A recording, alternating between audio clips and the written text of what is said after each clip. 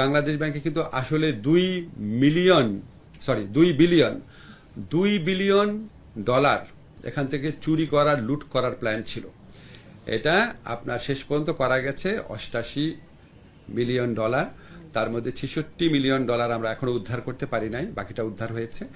এবং আমার কাছে মনে হয়েছে, আমি যতটুকু তদন্ত কমিটি, রিভিউ কমিটি প্রধান হিসেবে যতটুকু পড়েছি, এটা আসলে পুরা বাংলাদেশকে লুট করার একটা প্ল্যান ছিল।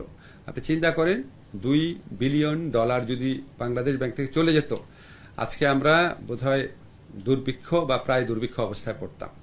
যাই হোক, এটা একটা অত্যন্ত গুরুতর এবং জঘন্য একটা ফিনান্সিয়াল ক্রাইম এবং বাংলাদেশ বিরোধী অনেক বড় ষড়যন্ত্র।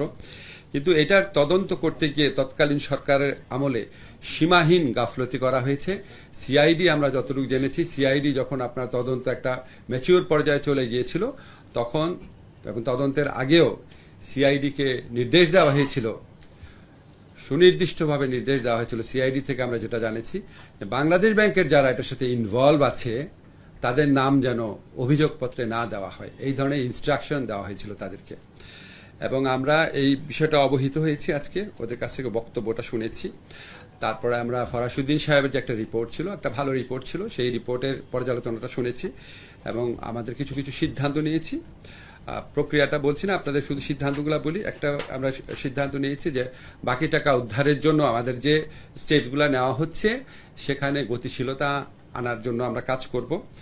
আর হচ্ছে এই জিনিসটা যে বাংলাদেশ এন্ড থেকে যারা এই অপরাধের সাথে যাই ছিল তাদেরকে বিচারের সম্মুখীন করার জন্য সিআইডির যে তদন্ত হয়েছে সেই তদন্তটা বিষয়ে পরবর্তী করণীয় আমরা ঠিক করব। এটা আমি এখন আপনাদের ডিসক্লোজ করছি না। তারপর হচ্ছে এই ধরনের অপরাধের পুনরাবৃত্তি রোধে আসলে কি বাংলাদেশ ব্যাংক পর্যাপ্ত ব্যবস্থা নিয়েছে, এটা নিয়ে অনেক প্রশ্ন রয়েছে। আমরা বাংলাদেশ ব্যাংকের কাছে জানতে চেয়েছি যে এটা পর্যাপ্ত ব্যবস্থা নিয়েছে নাকি। এবং আপনারা জানেন আমাদের এখানে অত্যন্ত অভিজ্ঞ একজন তথ্য প্রযুক্তি এক্সপার্ট আছেন, আমাদের প্রধান উপদেষ্টার যে তথ্য প্রযুক্তি বিষয়ক যে বিশেষ সহকারী ফয়েজ আহমেদ তৈয়ব, উনি এটা স্পেসিফিক্যালি এটা ডিল করে দেখবেন। উনি আমাদের এই রিভিউ কমিটির সদস্য সচিব হিসাবে উনাকে আজকে আমরা মনোনীত করেছি।